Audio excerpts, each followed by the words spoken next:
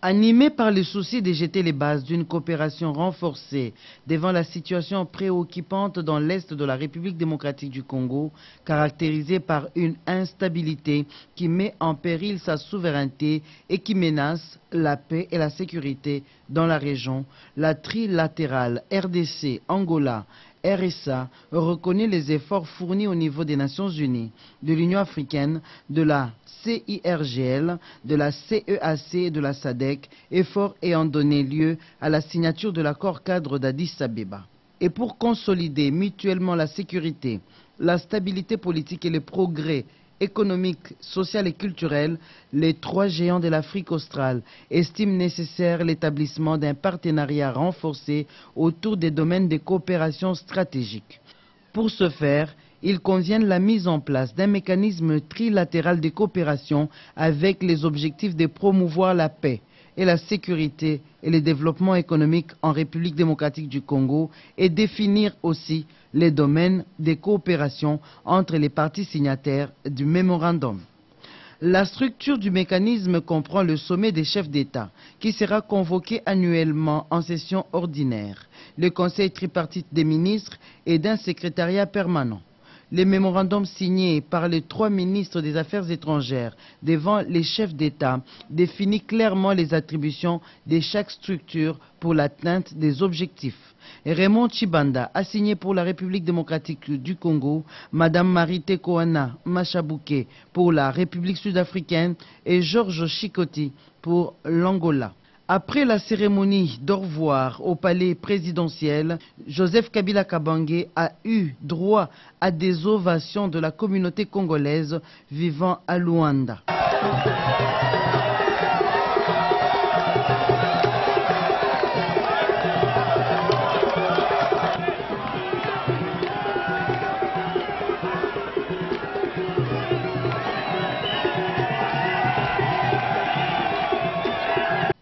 C'est à 15 heures précises que le chef de l'État a quitté la capitale angolaise pour Kinshasa.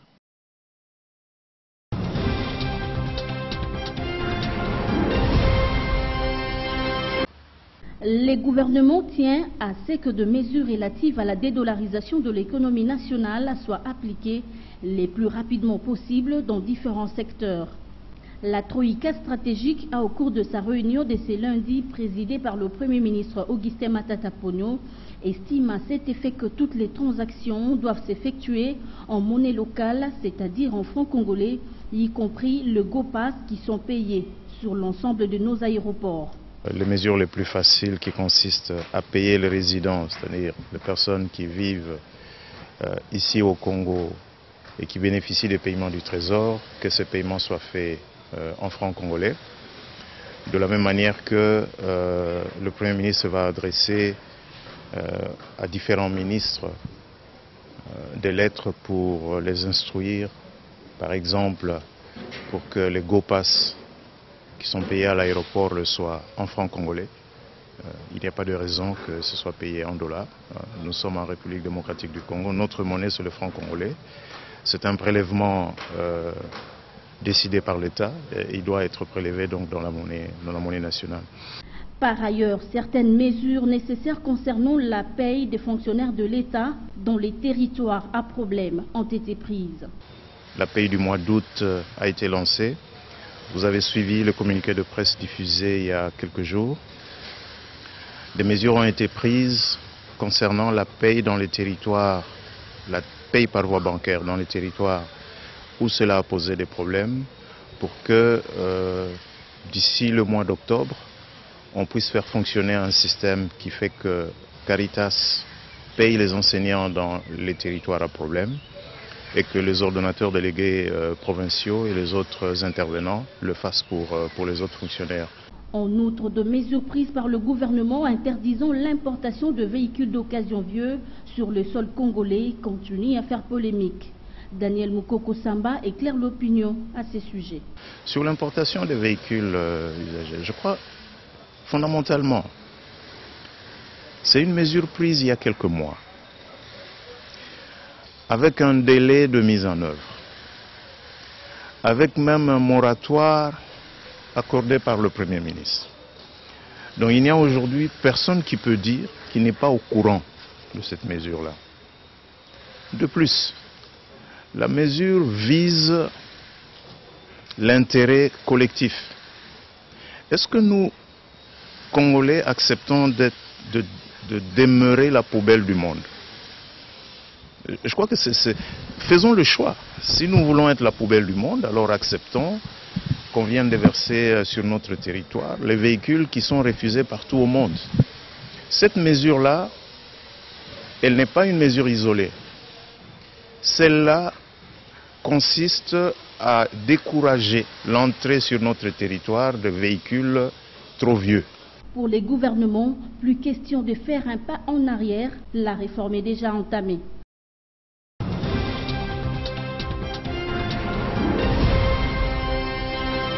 À 7 jours de la rentrée scolaire 2013-2014, plusieurs écoles de Kinshasa sont déjà prêtes à accueillir les élèves pour les débuts des cours. Tel est le cas pour l'Institut Notre-Dame de Fatima, situé dans la commune de La Gombe. Bon, nous sommes en train de nous préparer pour essayer de recevoir les élèves le 2 septembre, date prévue par le ministère de l'EPSP pour la rentrée scolaire 2013-2014. Donc nous sommes en train pour le moment de nous y atteler parce que la reprise des activités pour les administratifs a été prévue le 20 août dernier et à cette date nous avons repris le travail. Maintenant nous sommes en train de nous préparer pour que le 2 septembre les élèves puissent reprendre les cours. Le préfet des études de cette école déplore tout de même le taux d'échec très élevé qu'a connu le pays lors de la session de l'examen d'État 2012-2013. Par ailleurs, il s'est dit satisfait pour le résultat de ses élèves finalistes. Encadrer les élèves, et je pense que c'est de cette manière-là que nous comptons améliorer la qualité de l'enseignement au niveau de notre école. Mais en ce qui concerne notre école, je pense que tous les élèves ont réussi. Nous avons 4 options. Dans les 4 options, tous les élèves ont réussi. Donc. De sa part, le coordonnateur du complexe scolaire Manyanga, situé toujours dans la même municipalité, rassure les parents et leurs enfants de l'entame d'enseignement prévue la semaine prochaine. Nous avons remis tous les documents pédagogiques aux enseignants. Au moment où nous sommes en train de nous entretenir avec vous, les enseignants sont en train de préparer leurs journaux de classe, leurs cahiers de préparation, leurs notes, les devoirs, les exercices à donner aux enfants le premier jour. Il suffit de rappeler que le ministère de l'enseignement primaire, secondaire et professionnel a confirmé la rentrée scolaire 2013-2014 sur toute l'étendue de la République démocratique du Congo pour ce lundi 2 septembre 2013.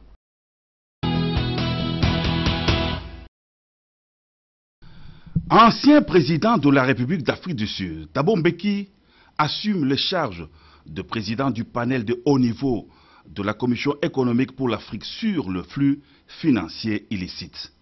Il a aussitôt, après son arrivée à Kinshasa, réservé la primeur de l'information sur sa visite de travail en RDC au président de la République Joseph Kabila Kabange.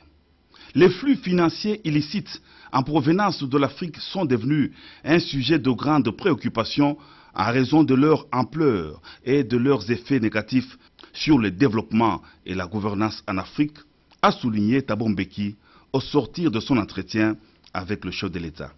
First of all, let me say that we are very glad indeed that it was possible for us to come because we... D'abord, je suis très heureux de me retrouver ici à Kinshasa. Nous avons demandé la permission du président de la République de visiter votre pays parce que nous faisons partie d'un panel qui a été organisé par la Commission économique pour l'Afrique des Nations Unies pour étudier un problème de flux, la fuite des capitaux de façon illégale vers les pays étrangers. Nous avons visité plusieurs pays en Afrique, notamment le Libéria, le Nigeria, la Tunisie, ainsi de suite. Et c'est un problème qui est critique pour le développement de ces continents. C'est-à-dire qu'il y a des fuites de capitaux de façon illicite Et cette fuite ne nous permet pas vraiment de mobiliser des ressources nécessaires pour le développement de ce continent. Et c'est pourquoi nous sommes là, comme nous faisons partie de ce panel qui est en train d'étudier ces problèmes critiques pour l'Afrique. Ici, nous avons eu une session de travail avec le Premier ministre et son équipe ministérielle. Il nous a briefé sur le travail que la République démocratique du Congo est en train de débattre sur ce problème-là. Et après avoir rencontré le Premier ministre et son entourage, nous sommes venus briefer le président de la République pour lui faire part non seulement des discussions que nous avons eues avec le Premier ministre, mais aussi avec toutes les rencontres que nous avons eues en Afrique. Alors, le président de la République comprend bien l'importance, la portée exacte de ce problème, et nous avons son soutien total. La mise en place du groupe de haut niveau fait suite à une résolution adoptée en mars 2011 à la 4e réunion annuelle conjointe de la conférence des ministres de l'économie et des finances de l'Union africaine et de la conférence des ministres africains de finances, de la planification et du développement économique de la CEA, dans laquelle les ministres ont souhaité charger un groupe de haut niveau de s'attaquer aux problèmes pernicieux des flux financiers illicites estimés à quelques 50 milliards de dollars qui quittent chaque année le continent.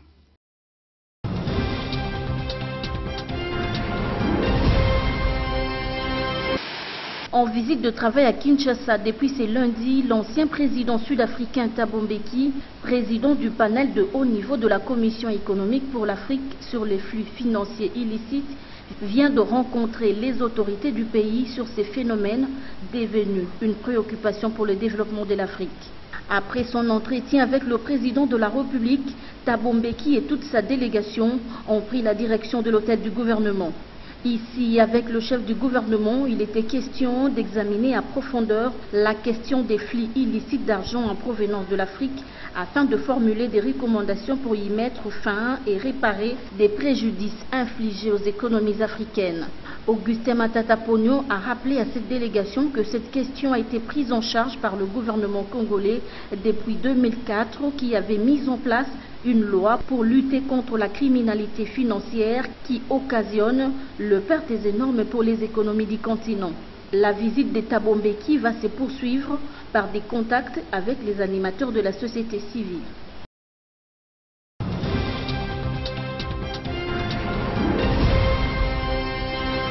Fini des tractations autour des consensus sur les concertations nationales, le règlement d'ordre intérieur de ces assises vient d'être signé par les présidiums et c'est pour le 4 septembre prochain que ces assises nationales débutent.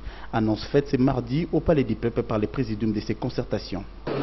Les concertations nationales débutent ce 4 septembre, l'ouverture solennelle par le président de la République. Et donc dans quelques jours, ces dispositions sont prises pour les délégués qui devront venir de l'intérieur et pour la diaspora. Et bien évidemment pour les Quinois aussi. La signature du règlement intérieur est intervenue ce matin.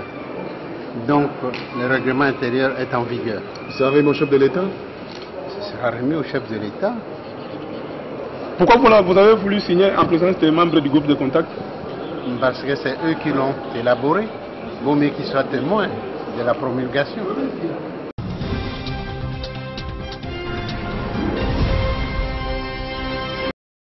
La situation sécuritaire à l'est de la République, plus précisément au nord et au sud Kivu, préoccupe au plus haut point les États-Unis d'Amérique. Pour ce faire, une délégation de sénateurs américains a effectué une mission diplomatique en vue d'apporter leur contribution pour une paix durable dans la région du Grand Lac. Ils ont procédé des discussions primo avec le vice-gouverneur du Nord Kivu, Segundo, entretenu avec les responsables de la MONUSCO en RDC, Martin Kobler, avec qui ils ont abordé les retours immédiats de la paix durable en RDC. Leur intention, c'est de voir comment ils pourraient définir une contribution substantielle pour le recouvrement et le rétablissement de la paix et la sécurité durable au niveau de l'Est du Congo. Après avoir eu des discussions en République démocratique du Congo, ces sénateurs américains se sont rendus par la suite à Kigali en vue de rencontrer les autres autorités rwandaises avant de regagner les États-Unis d'Amérique.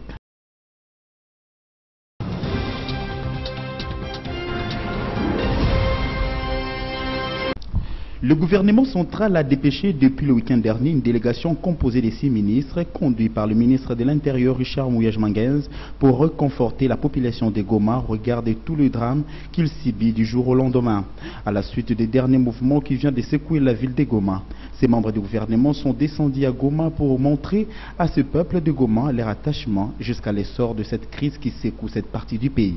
La visite elle-même constitue un message. Vous venez de dire que la ville de Goma subit de la gage.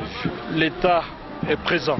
L'autorité de l'État est avec vous pour vivre cette épreuve qui pour nous est passagère. Je ne voudrais pas trop parler aujourd'hui. J'estime que la province du Nord Kivu a un gouverneur qui s'appelle Julien Paluku. Je vais lui donner la possibilité de continuer ce qu'il a amorcé hier. La même délégation ministérielle qui effectue cette mission pour des raisons d'État est composée des ministres du genre famille, celui des Affaires sociales, du vice-ministre de l'EPSP et celui de la Santé. Le présidium des concertations nationales était face au président de la République Joseph Kabila Kabange qui a effectué ce mardi avant midi un déplacement au Palais du Peuple. Les présidents des deux chambres du Parlement, Léon Kengwa Dondo et Obemina Kou, n'ont fait aucune déclaration au sortir de cette entrevue à inscrire dans le cadre des échanges réguliers sur l'évolution des préparations des prochaines concertations nationales. Toujours au Palais du Peuple, le chef de l'État a eu des entretiens avec le représentant spécial du secrétaire général des Nations Unies, Martin Kobler, venu lui rendre sa première visite de courtoisie depuis son affectation en RDC. L'homme d'État onusien qui revient de Goma déplore les attaques du M23 sur la population civile. Il compte avoir des contacts réguliers avec le président de la République pour examiner les voies et moyens de restaurer la paix durable dans l'Est de la RDC. Nous avons agréé nous avons parlé naturellement sur la situation à l'Est, à Goma, parce que je viens de Goma, je suis revenu hier, où la population civile à Goma souffre. La population souffre, ils sont ciblés des attaques indiscriminées par des positions de M23. C'est pourquoi la situation à l'Est, à Goma, dans le Nord Kivu, c'était un de nos sujets que nous avons discuté. Mais aussi les développements dans les pays. Pour moi, c'était la première fois que je visitais le chef de l'État ici. Et nous avons aussi dit qu'on va avoir un contact régulier. Nous n'avons pas seulement des mots, nous avons aussi des actions. Et les 3-4 derniers jours ont démontré très très clairement que nous avons combattu avec le FARDC contre les positions qui menacent la population civile à Goma. On a utilisé notre hélicoptère d'attaque, l'artillerie, nos troupes au sol et tous les moyens pour protéger la population civile à Goma, parce que je comprends la frustration, je comprends l'impatience. Et c'est quelque chose qui doit s'améliorer et c'est pourquoi c'est très important d'avoir un contact très très proche aussi avec Monsieur le Président.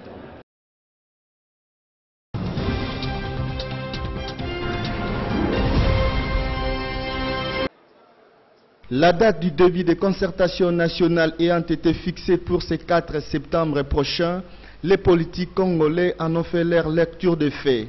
Les uns pensent que les préalables exigés par certains regroupements politiques semblent de loin trouver des échos favorables, d'où la date du 4 septembre pour le début de ces travaux paraîtrait arbitraire. Oui, nous demandons au Présidium qu'ils mettent à la disposition, parce que nous comptons surtout sur l'inclusivité et nous pensons que le Présidium fera de sorte que ceux qui sont à l'intérieur et à l'extérieur du pays soient là avant les 4 pour qu'ils participent activement au forum. La francophonie a eu lieu et ça n'a pas empêché au Parlement, c'est-à-dire à l'Assemblée nationale et au Sénat de siéger. Donc je ne pense pas que c'est un problème de date. Les 15, les deux présidents du Sénat et le président de l'Assemblée nationale peuvent ouvrir la session et après on continue le travail. Donc ça n'a aucune incidence.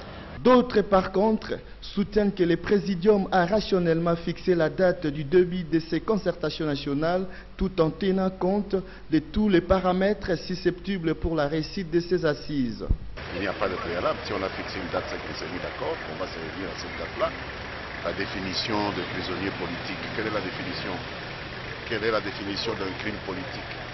Est-ce que le fait d'être homme politique comme moi, si je tue ton frère aujourd'hui et qu'on m'arrête, on me condamne, je suis prisonnier politique? Non. Je suis simplement un homme politique qui a commis un délit de droit commun.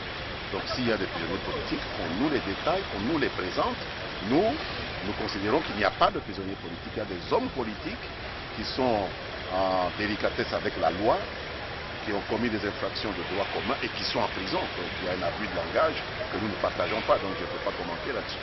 À présent, cap sur l'unité, la cohésion et le développement de la RD Congo, tel que voulu et souhaité par tous. Car, dit-on, les linges sales se lavent en famille. Le monde entier célèbre chaque 29 août la journée internationale contre les essais d'armes nucléaires. Une journée proclamée suite aux incidents survenus en cours de ces premiers essais enregistrés le 16 juillet 1945 avec l'effectif de 2000 tirs au total sur un site désertique à Alamogordo, au Nouveau-Mexique, au moment où les États-Unis d'Amérique ont fait exploser leur première bombe atomique. L'Organisation des Nations Unies veut observer l'élimination de toutes les armes nucléaires dans la surface du globe. Ces essais ont suscité plusieurs effets dévastateurs à l'endroit des hommes, à l'instar de malformations, vieillissement anticipé pour ne citer que cela. Un monde sans armes nucléaires serait un bien public mondial, propos tenu par Ban Ki-moon, secrétaire général des Nations Unies, dans son allocution prononcée en mai 2010 lors des signatures du traité sur la non-prolifération des armes nucléaires, lequel les États partis se sont engagés à œuvrer en faveur de la paix et de la sécurité des mondes sans armes. Pour ces jeudi 29 août, aucune cérémonie n'a été au rendez-vous.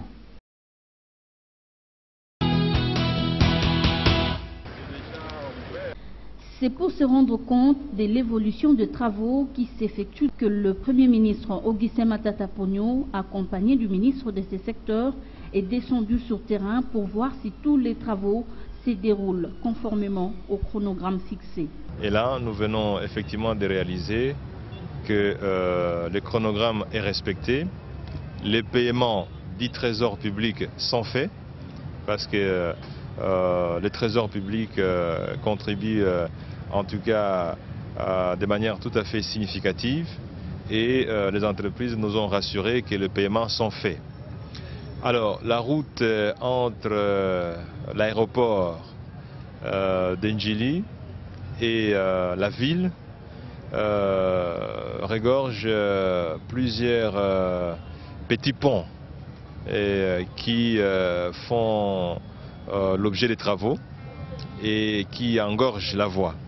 L'agence qui effectue ces travaux a assuré le chef du gouvernement que tout sera fin prêt d'ici fin octobre. Nous avons été rassurés par rapport au chronogramme que d'ici fin octobre, en principe, tous les ponts seront finis, toutes les voies seront donc goudronnées, 4 bandes x2, donc toutes les 8 voies à partir de l'aéroport, ce qui pourrait nous permettre donc d'arriver en ville en moins de 30 minutes. Au terme de sa visite, Augustin Matata Ponyo conclut que tout se déroule très bien. En conclusion, nous pouvons dire que les travaux se déroulent très bien et que tous les petits ponts seront réhabilités, les viaducs aussi seront terminés et qu'à fin décembre 2013 au plus tard, toutes les voies seront ouvertes et tous les ponts seront opérationnels.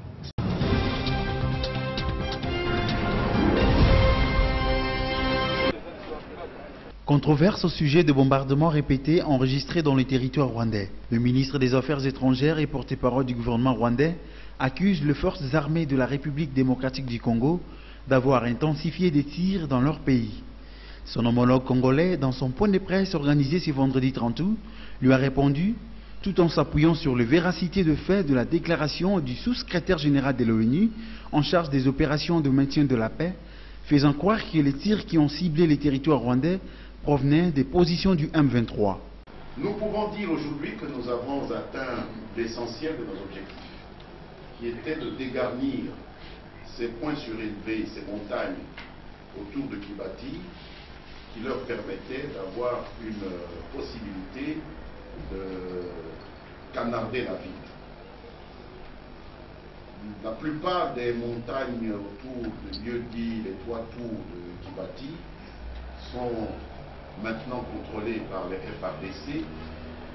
Il me semble que c'est sous la pression militaire que les milices du M23 sont en train de quitter leur dernier réduit dans cet espace-là.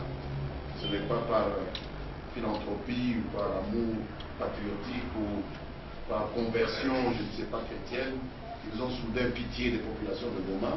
Nous pensons que c'est la pression militaire combinée FARDC, MONUSCO, qui les pousse à soit annoncer, peut-être sans l'exécuter, le retrait pour réduire la pression, soit effectivement à se retirer. Ce n'est pas un cadeau qu'ils font aux forces armées. Donc c'est cet objectif-là qui était le premier, dégarnir les points surélevés d'où les bombes tombaient sur non seulement le Nord Kivu, mais aussi au Rwanda, pour amener le Rwanda à officialiser son intervention en République démocratique du Congo sous le prétexte de répondre à une agression que le Congo aurait commencé parce que des coups seraient partis du Congo.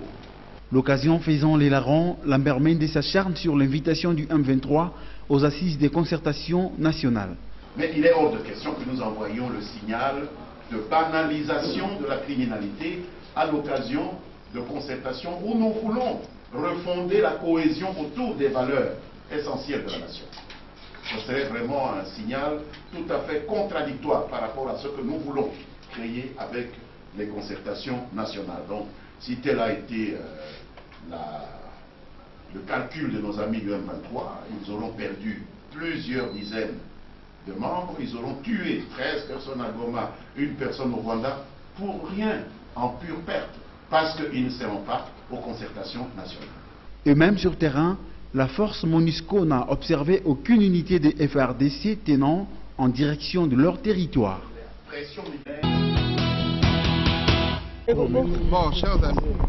Le député de parti et groupe parlementaire de l'opposition siégeant à l'Assemblée nationale restent fermes sur leur décision de ne pas prendre part aux concertations nationales si aucun recadrage n'est opéré conformément à l'accord cadre d'Addis Abeba. Ces collectifs d'élus nationaux appellent à une médiation de la communauté internationale pour réorienter les concertations nationales censées résoudre la crise issue des élections de novembre 2011. Par ailleurs, les signataires de la présente rejettent pour prétexte d'utiliser les concertations nationales pour modifier la constitution de la République et dénoncent la volonté de mettre en place un gouvernement d'union nationale ou de transition contraire à l'esprit et à la lettre de la Constitution en vigueur. Sur base de tous ces éléments, les groupes parlementaires et partis politiques de l'opposition représentés à l'Assemblée nationale levons l'option de ne pas participer aux concertations nationales telles que convoquées et organisées à ce jour. Enfin, lançons un appel vibrant à la communauté internationale pour un effort de recadrage du dialogue et pour le strict respect de la résolution 2098 du Conseil de sécurité des Nations Unies.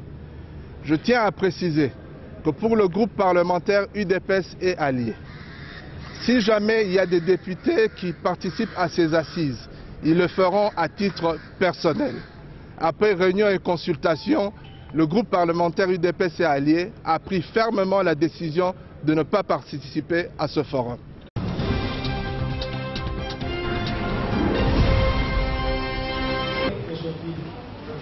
Les femmes congolaises réunies dans le cadre permanent des concertations de la femme congolaise CAFCO se disent préoccupées par la situation sécuritaire et humanitaire qui prévaut à l'est du pays et particulièrement dans la province du Nord Kivu et à Ituri où la population civile continue à subir les affres de la guerre, situation caractérisée du reste par la recrudescence des conflits armés avec toutes les conséquences néfastes sur les femmes et les enfants.